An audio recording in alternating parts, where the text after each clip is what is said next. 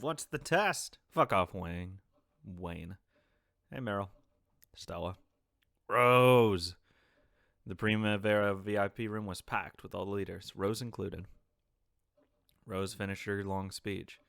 For a while, the room was wrapped in silence, disturbed only by the ticking of the clock, saying basically, let's just fuck these guys.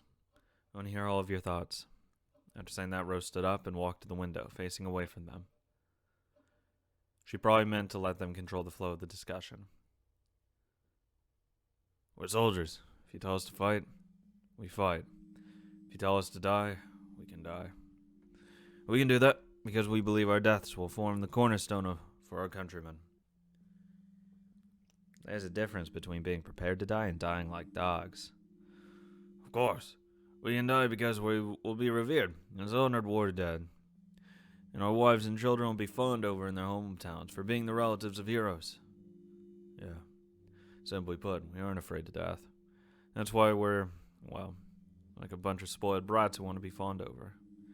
You're not wrong there. How pathetic. Are you afraid to lay down your lives? Don't get the wrong idea, kid. It's just that it's boring to put your life on the line for no reward. Wayne, would you risk your life for a job that had nothing to do with Madame Rose, that didn't even help Primavera? Okay, enough of that. Don't bully Wayne. The bosses all wore uncomfortable or vague expressions. Apparently they hadn't fully accepted the decision Rose had made. However, they also knew this was the best possible plan. To protect the lifestyles of their fellow Japanese, and to protect the future of their countrymen. Something that seemed to be the best choice for this era might not be the best choice for the future. When making a choice with the future in mind, it's possible that the choice will seem far from ideal for the current era. We kill everyone. Such a decision might be applauded in the future, but it would probably be showered with criticism in the current era.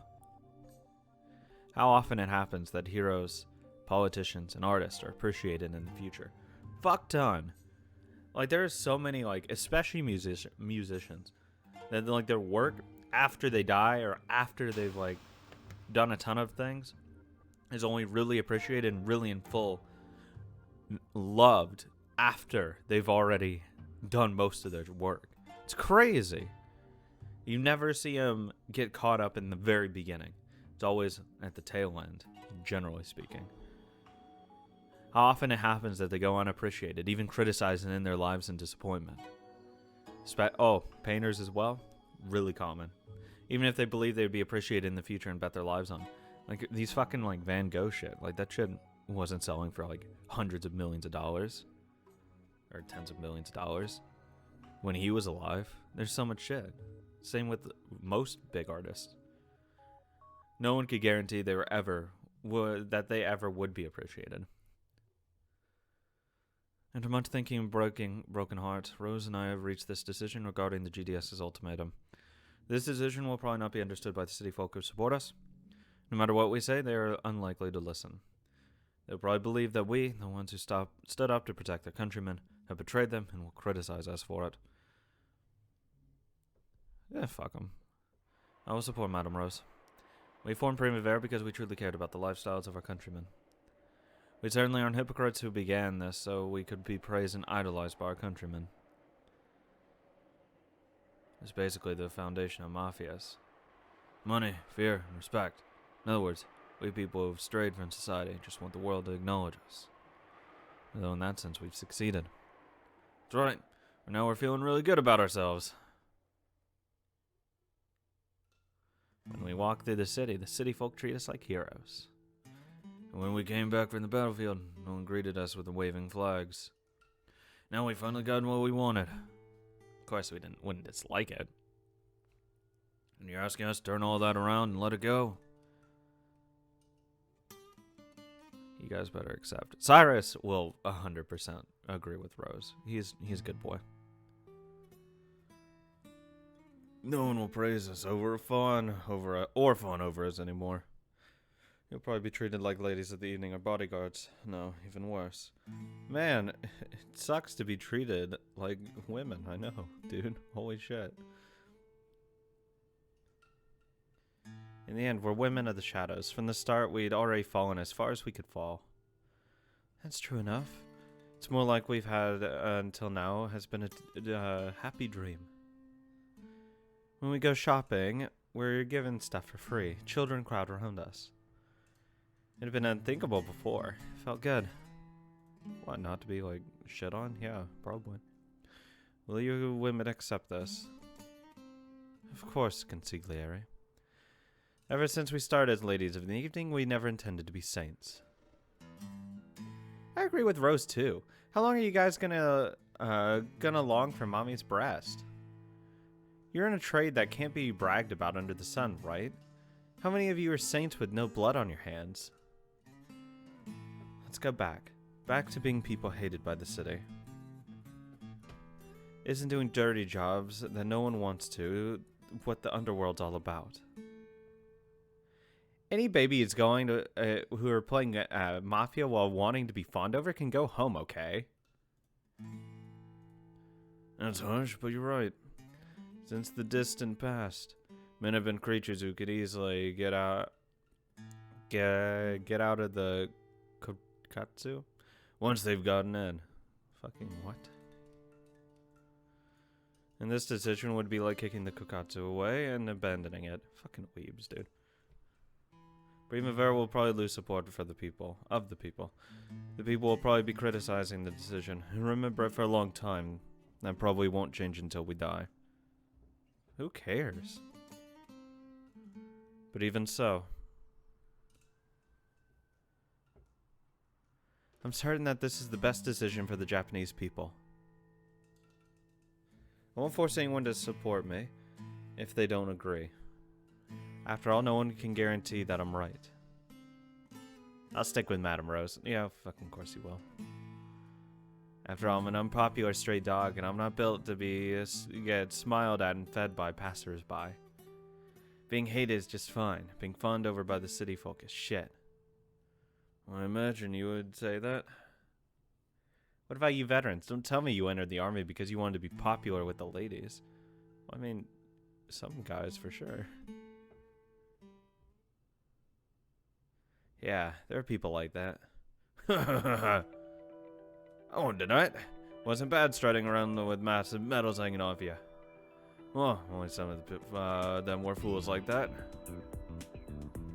Most of them. It was just a single slip with a draft notice.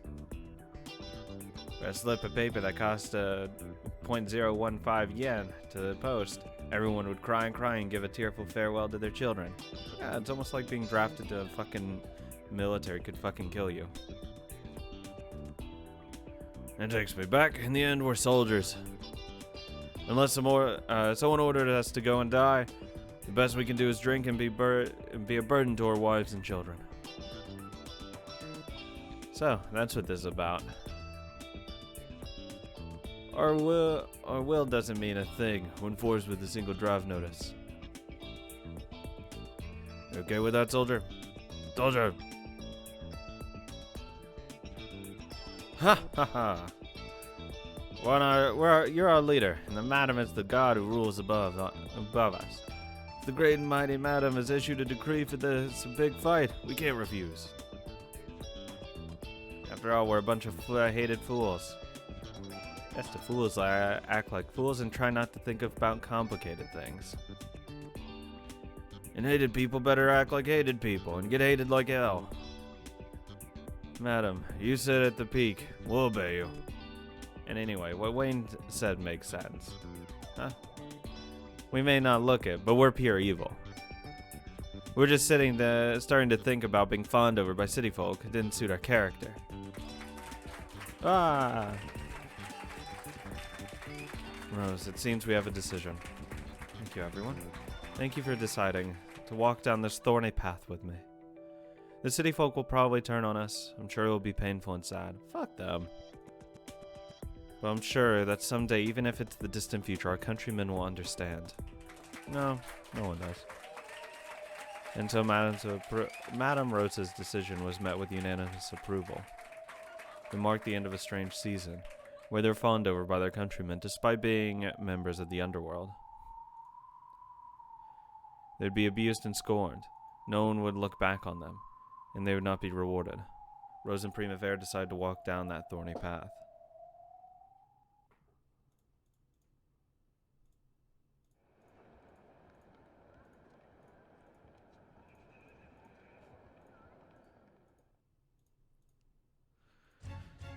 god. It seems like the plan won't begin until Oliver secures the room where your father is being held. Yeah, there'll definitely be a single guard in the front of the house. That's if you're lucky. There may be 2 guards. When Xiaolong noticed a motion with her hand, 2 GDS bodyguards who had been calmly leaning against the wall came forward. So you need to let that spindly kid kick us? Can we pay him back afterwards? We aren't sandbags. The first move alone will be Oliver's. After that, you can fight back however you like. Everyone, please give it your all without holding back. Sheesh, she brought out some tough ones. They're gonna get fucking killed. There'll be no problem for Oliver. Easy win. I know, still it would be extremely difficult to take out both of them in one hit. Huh. So I get a second helping right from the start. Perfect. The more training partners to test the kicks I learned from Lee, the better. Lee gave you a stamp of approval. Believe in yourself. What about you, Zell? Do I have your stamp of approval? Maybe. Of course! Okay, no problem. Zell, some Chinese, please. Call for some help to carry those two big guys to bed. Hey, the boss tell you how to kick. I'll let you use my chest to see what you've got, okay? If you get a fail, you'll be resting the rest of your training from the boss on a hospital bed. Ha! They're ready whenever you are. Oliver, good luck.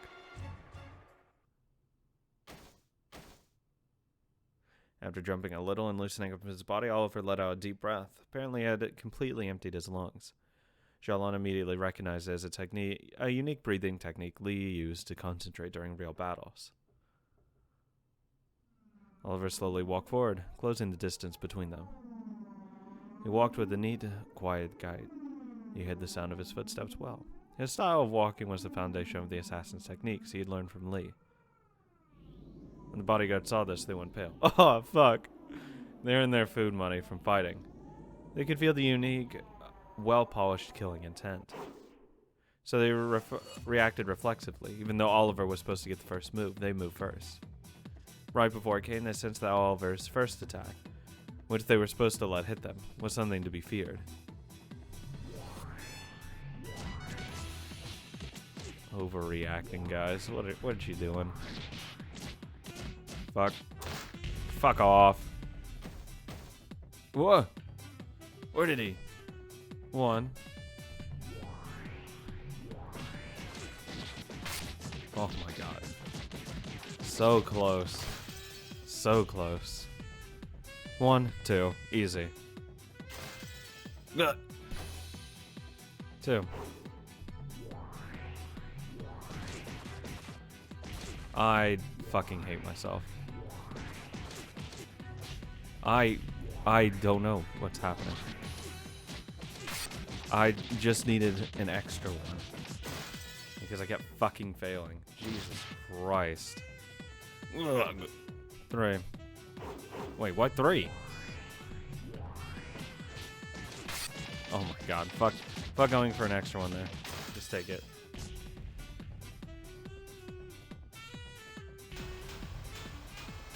Thanks. I don't want to talk about that one.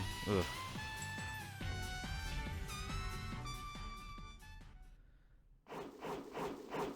Easy.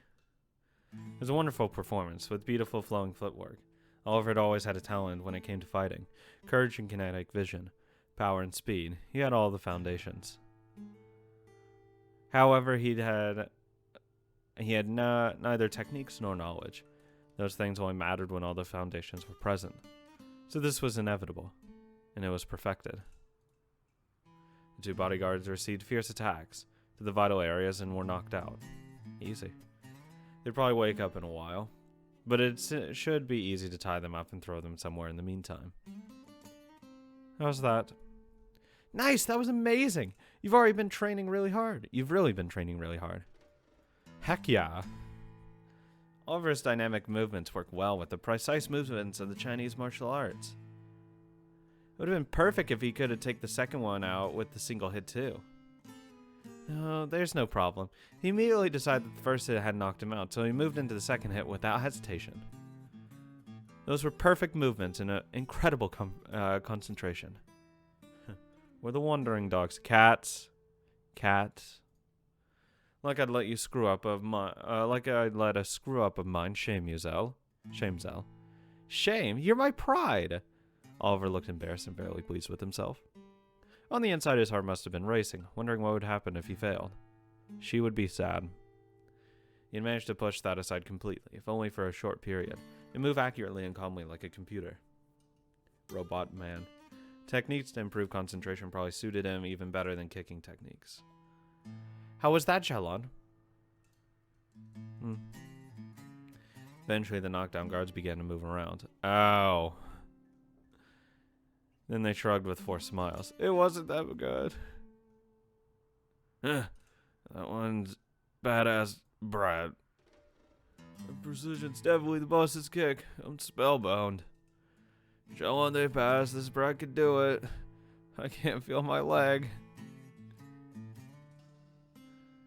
Do you want to test us next? No, I'm good. I don't need to test you, Hotorobi. I trust you. I'll test the other two. For Jalon, there was a huge difference between people she trusted and people she didn't. In addition to her behavior, was very much like a cat. All right, perfect. How are we gonna test us? Let's move. It won't be a test in such a bright place. It'll probably be pretty dark inside the restaurant after all.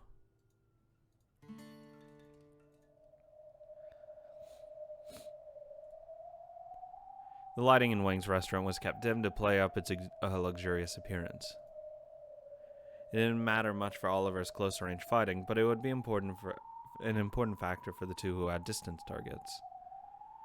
It'd be no excuse if the lighting of the day of the plane was darker than expected and made them screw up.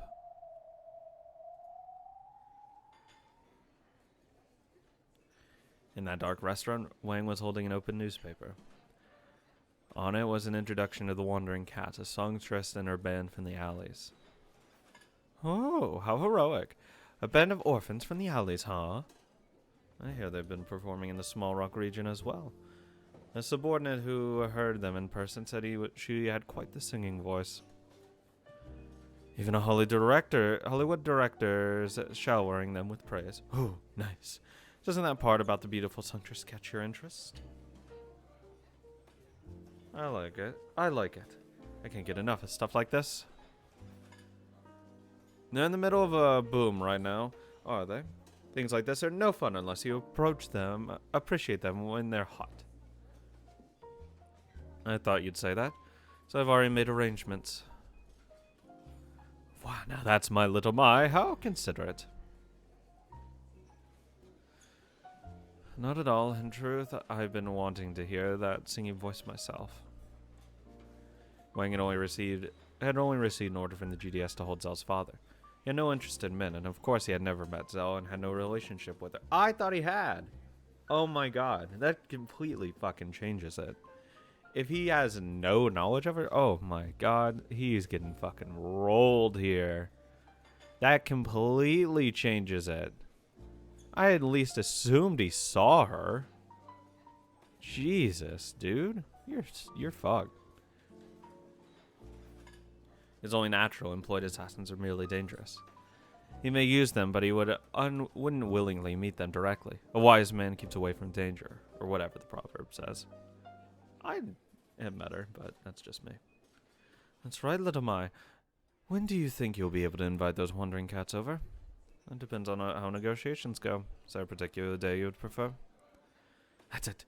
Wouldn't it be interesting if we did it the same day we invite Madame Rose over? Oh my god. Oh. This will be Japanese people showing off their talents for Chinese money in a Chinese restaurant.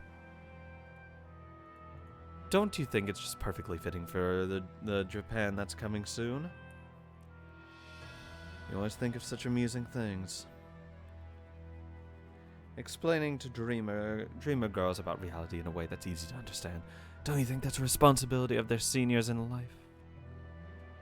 Yes. Come to think of it. Aren't we about to the first week where the poison Hotarubi gave Madame Rose will start to take effect? Now that you mention it, you're right.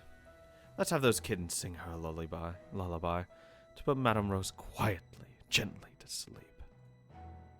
My, just the sort of consideration I'd expect from you, honored brother. Oh, you'll be there for that day too, won't you? Of course, I must witness the resolution of our bet. I'm glad you remembered. I doubt that night will leave either of us bored. So I'm counting on you to set it up. I can't wait. Understood, honored brother. Pardon me, boss. Madame Rose has contacted us about the timing of the meeting. Do you understand that this will be the final meeting? They do. Richard stated that he understood. My. It certainly seems it will be an amusing night. Oh, little my, do you have a second? Yes, honored brother. What is it? About that beautiful songstress everyone's talking about. Can we get her to wear a china dress with a slit that really digs in? You really are fond of that, aren't you, honored brother? Honest to God, I'm not really into that. It's just not my style. Not for me. I prefer, standard Western dress. I think it just looks better on girls. It flows much nicer. I see, with the GDS, huh? I'm really sorry after all you've done with us. Well, no hoping it, if this Primavera's decision. Distribution, huh? Scary. Really is the blood vessel of the country.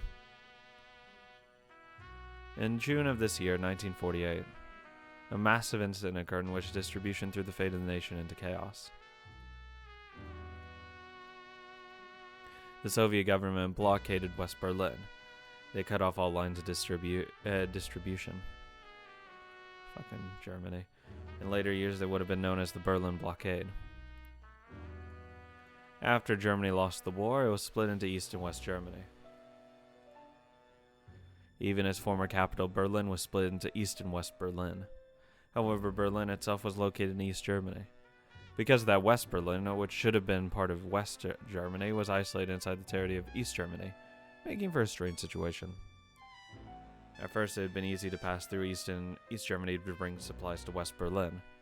However, the Soviet Union, which blockaded backed East Germany, was strengthening its opposition to America, England, and France, who backed West Germany. Then, June 24th, 1948 finally came. Give me the fucking wall!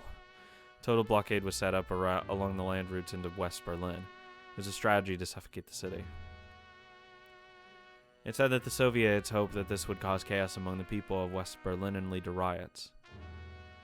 And as a result, it would lead to a rise of socialism. That would end with West Berlin joining East Germany.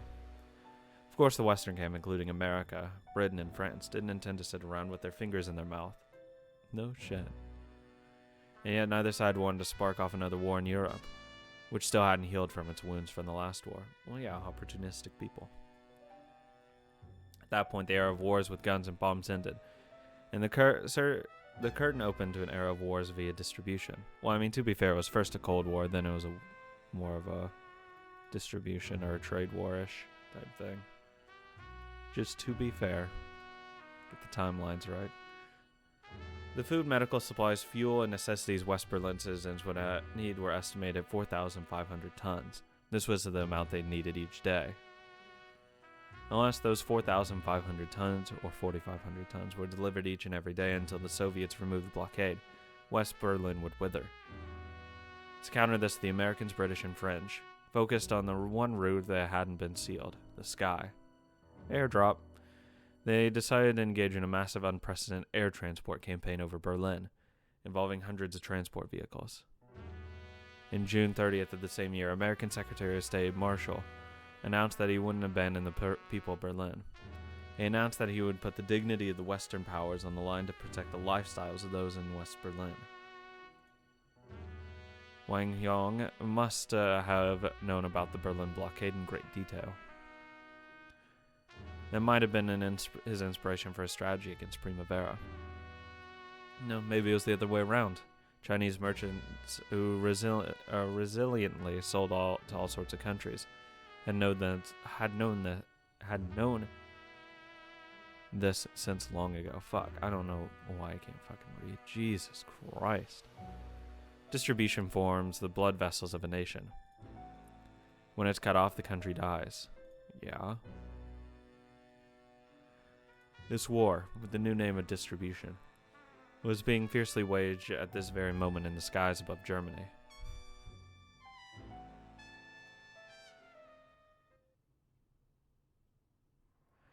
Sorry, I haven't been much of help. Still, I'll take responsibility for wiping my own ass. Thank you very much, Captain. Forgive me for being a burden until the very end. Forget about it. It's not like this will kill you, Rose. It's more like I should be welcoming you into our world. Giggles. Just fuck already. You said it yourself earlier. Someone has to sit in the throne of the underworld. It mustn't be left empty. Those are good words. Someone had to do the dirty jobs. Yep. It's a lie that every occupation deserves esteem. Even politicians, public employees, police, troops, and tax offices don't get praised by everyone their whole lives. No, of course not. Still, because we're here, their lifestyles are protected.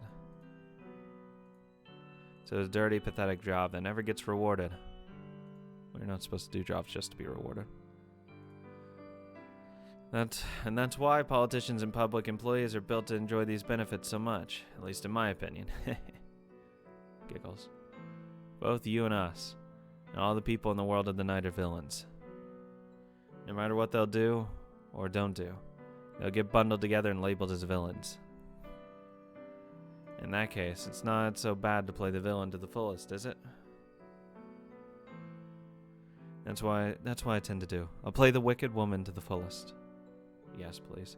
Nice, you make my heart jump. You better do what you like and get thoroughly hated. Even then, I'll love you more than anything in the world, Rose. Captain. Fuck on the table. Jesus Christ. I look forward to it until the bitter end. I didn't receive life so I could be afraid of people disliking me. I was born to bring what I thought is right. Hell yes. Queen. That's what I'm talking about. I like that. I like the effort. The determination. It's great.